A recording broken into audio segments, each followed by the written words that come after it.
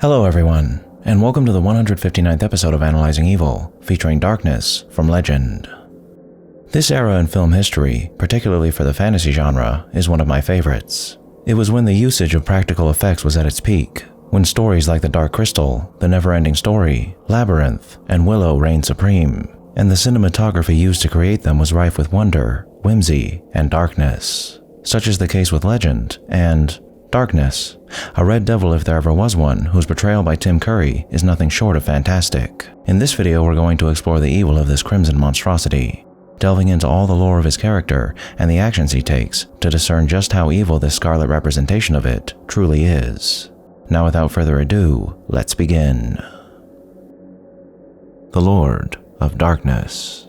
For most, he is the definitive image of the devil in cinema, a towering, horn-clad titan of pure malevolence. But to understand how a monster like this is made, we have to look at the fragments of a history he never fully explains. While we aren't given a traditional backstory for him, the theatrical cut of Legend provides us with a cosmic blueprint. Once long ago, before there was such a thing as time, the world was shrouded in darkness. Then came the splendor of light, bringing life and love into the universe, and the Lord of Darkness retreated deep into the shadows of the earth, plotting his return to power by banishing light forever. But precious light is protected, harbored in the souls of unicorns, the most magical of creatures. This tells us that the world was once a place of perpetual night that was ruled over by the Lord of Darkness. But as we peel back the layers of this narrative, it's revealed that he might not have been the original ruler. Darkness is often seen as evil incarnate, but he later calls out to an entity that he calls Father. This single word reframes his entire existence. Is he a manufactured construct created to rule, or is he a literal biological prince of evil? We actually have evidence for the latter. In a moment of vulnerability, Darkness cries out, "O Mother Night, fold your dark arms about me. Protect me in your black embrace.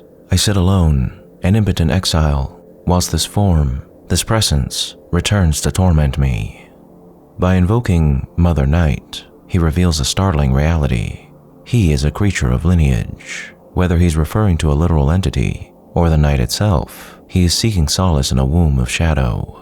He talks about shadow and night as separate things, suggesting his father might be a demon of shadows and his mother a demon of night. But there's also a fan theory that Darkness's father is fire, as Darkness is talking into the fire when speaking to his father. Darkness also uses some sort of fire magic in the film, which could mean that the father is a demon of shadow and fire, or perhaps just a demon of fire. This creates a profound existential tragedy. If Darkness is the Antichrist of this universe, the son of the devil, then he didn't choose this path. He was born, or created by evil, to be evil. It doesn't excuse his actions, but we do find a sliver of sympathy for a character who is merely a byproduct of a cosmic war.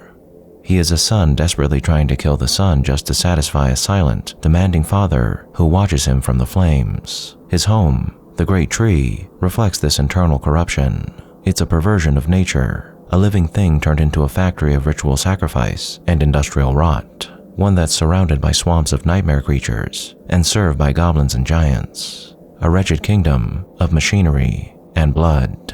It's mentioned by Gump that wicked men came to the great tree to make sacrifices to Darkness, but it's also plausible that people were making sacrifices to other entities here as well. Towards the end of the film, Darkness dedicated the sacrifice of the last unicorn to his father, which implies the great tree was a place of ritual sacrifice. And if that's the case, it would make sense that Darkness chose this place as his new home. Ultimately, Darkness is the representation of a predetermined soul. He's pure evil because he was built to be, and he delights in his work because it's the only thing he was ever taught to do. He is the prince of a dead empire, a lonely king reaching for a Mother Night that can never truly hold him. He isn't just the monster under the bed. He is the shadow that realized it can never be the light. All this power, this legacy of dark, would make any master of evil jealous. But Darkness isn't basking in vainglory. He's miserable. His hatred for the light that exiled him and his desperate need to reclaim his throne has left him in a state of perpetual, agonizing hunger. To understand Darkness, we have to look at the man, or rather the monster himself. He is exactly what you expect from a Dark Lord, manipulative, demanding, and dangerously prideful. But he's more than just a tyrant. He's a psychological parasite. Even in exile, darkness influences the world through the one vulnerability every mortal possesses: dreams. As he tells Lily, the dreams of youth are the regrets of maturity. Dreams are my specialty. Through dreams, I influence mankind. If he is to be believed, darkness is the architect of every atrocity, every war, and every dark thought across human history. He is the whisper in the ear of the world, pushing mankind toward the same shadow that he calls home. But this influence is a hollow victory, because he's physically bound to the dark, because sunlight is his literal destroyer, and so his hatred has been focused on the one thing that anchors light to the earth: the unicorns. We see this hatred and misery in the opening scene of the film when he summons Blix to kill the unicorns. "Ah, Blix, come closer. You summoned me, Lordship. Are you not the most loathsome of my goblins? Truly, Master. And is your heart black and full of hate? Black as midnight, black as pitch, blacker than the foulest witch. That is why I have called you here. Since I must remain in darkness, you shall be my eyes and ears. You do me a great honor, Lord. Something troubles me. I feel a presence in the forest, a force I have mercifully almost forgotten. Must be dread indeed to trouble you, Lordship. Looking upon these frail creatures, one would not think that they could contain such power. One could rule the universe with it." Darkness points to Blix. "You must find them for me and destroy them. What did they look like, Lord?" Darkness grabs a dagger and points at Blix's forehead. "Fool, let this serve to remind you. The creature is crowned with a single spiral, reaching like an antenna straight to heaven. I get the point, Lord. Bring the horns to me. You will be well rewarded. You shall be a prince, here in my realm. A rare privilege, Master. Where should I look, sire? There is only one lure for such disgusting goodness, one bait that never fails. What be this bait? Please, you teach me. Innocence. Innocence." This is how he treats his minions. He summons Blix not as a general, but as a tool. He calls him loathsome and black-hearted, testing his capacity for hate.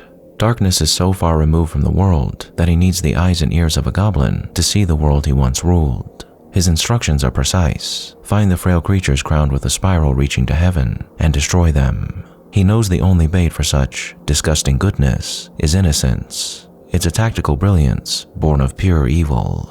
And for a moment, he succeeds. With the death of the male unicorn, we see the horrific cost. The world is plunged into an eternal, ice-cold winter. We see Nell, her husband, and her child frozen in time, turned into statues of ice. This could mean that every mortal in the world is in this state right now, with the exceptions being Jack and Lily, and some magical creatures like the elves and fairies. This is the perpetual night returned.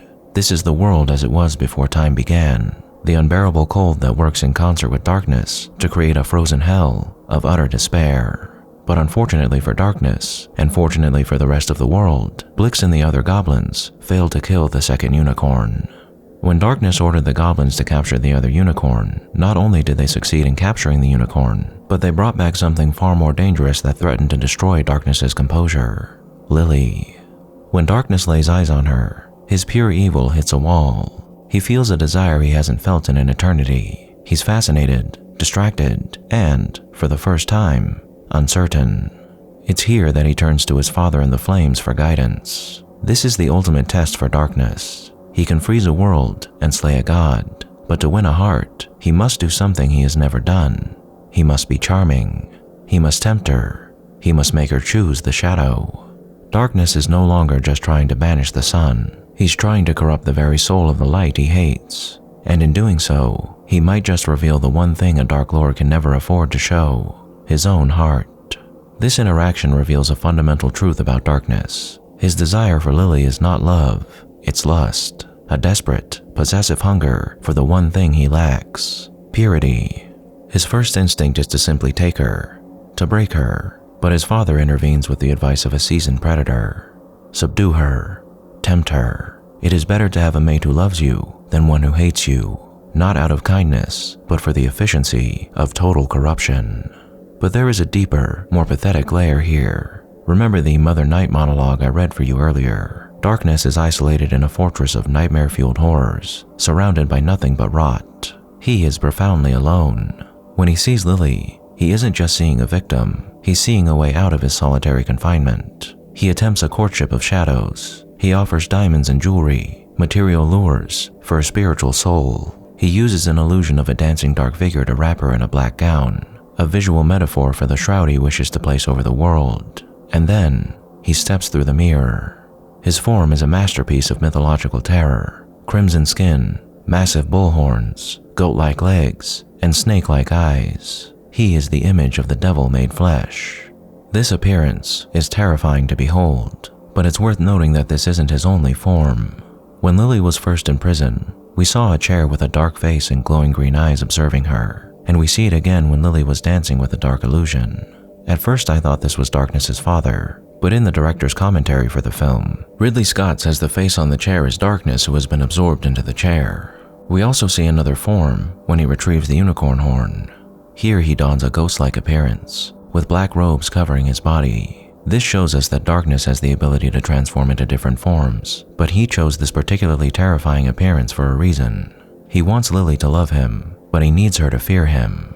It's a classic manipulator's gambit. Show her the monster on the outside to make her believe there's a misunderstood soul on the inside. But as we've seen, the inside is far worse. When Lily faints, he hovers over her like a vulture. When she wakes, he strikes at her spirit using the ultimate weapons of the corruptor: manipulation and guilt. Was it not your sin that trapped the unicorn? He asks. He tries to convince her that they're already the same, that the evil seed is already germinating within her. When she calls him an animal, he laughs it off with a smug, charismatic smile. We are all animals, milady. To Darkness, there is no higher calling, only the base instincts of the predator and the prey. Later on in their conversation, though, he does lighten up, becoming more charismatic and charming, with a smug smile on his face. But the mask of the charming suitor is thin. When Lily refuses to sit in the chair, the symbol of her total acceptance of his rule, his impatience boils over. The lover vanishes, replaced by a charging beast. He thinks he is won when Lily offers to kill the unicorn herself. He laughs, blinded by his own hubris, believing his manipulation has finally turned her. But it was a trap. Lily didn't fall for his seduction. She used his lust to get close enough to him to free the light. Darkness's reaction to her betrayal is a violent backhand. It's final proof that he never cared for her. But more importantly, his rule, his absolute certainty that he could not be defeated by a girl or a boy like Jack, led him to reveal his own death warrant. Oblivious to him, our heroes were preparing to bring light to Darkness. Earlier, Jack and Gump overheard Darkness and Lily's conversation. In that conversation, he revealed not only his plan, but his weakness: sunlight. And it's this mortal error, speaking his weakness aloud, that would prove to be his undoing.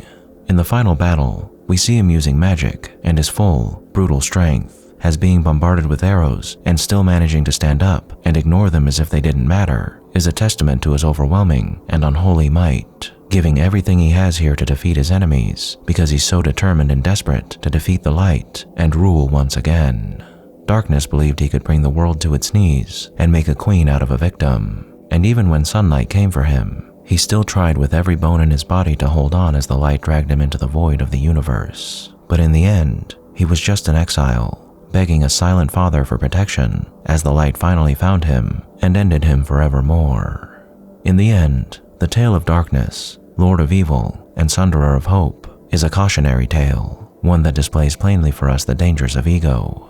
He wanted to rule the universe, but he couldn't even rule his own desires. And his legacy remains that of a prince of nothing, falling forever into the evil he tried to impose on us all. In his final moments, we see Darkness defeated not just by a flash of light, but by the very thing he tried to weaponize: innocence. Jack and Lily stand as the ultimate refutation of his philosophy. Jack is hinted to be something more than a mere mortal, a guardian of the natural order, while Lily proves that even those who stray into the shadows can find their way back through redemption. But look closely at his death. As he is cast into the void, he isn't extinguished, he is shattered. His physical form breaks apart into the stars, leaving behind a chilling promise of return. Because, as Darkness reminds us in his final, defiant boast, "You think you have won. What is light without dark? What are you without me? I am a part of you all. You can never defeat me. We are brothers eternal." It's the ultimate clinical truth of his existence. He is a brother eternal. He isn't just a monster in a tree. He is the shadow cast by every soul. As long as there is light, there must be a silhouette. He knows that he exists within the capacity for sin, for greed, and for the very evil seed he tried to plant in Lily. It's a haunting conclusion. It suggests that while the darkness can be exiled, he can never truly be erased. He is a fundamental constant of the universe. And yet, that isn't the whole story. While darkness will always remain a part of us, there will always be heroes like Jack to meet him at the threshold. As long as there are brave people willing to protect the splendor of light, there will always be a force ready to push the shadows back into the earth. Darkness may be a part of us all, but he doesn't have to be the part that wins, the part that is evil. Thank you all for tuning in to this episode of Analyzing Evil, and I hope you've enjoyed. What are your thoughts on darkness? Did I miss anything? Let me know down below, and leave a suggestion for a villain you'd like to see featured while you're at it. If you liked this video, hit that thumbs up button, and make sure to subscribe if you haven't already. A big thank you to all of my subscribers, my patrons, my members, anyone who's decided to honor me with a super thank, and especially our Dark Lord channel members, Elijah Kai VA, Effigy, Mr. Awesome, Lord N, Just Keeping It Real, Gunamane, and Tony Deza 8504. And a most vile thank you to those whose names you're seeing on screen now.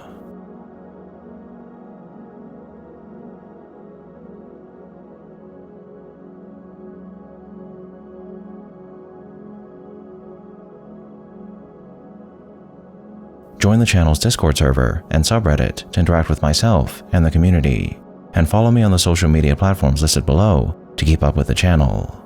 As always, thanks for watching, and I'll be seeing you soon.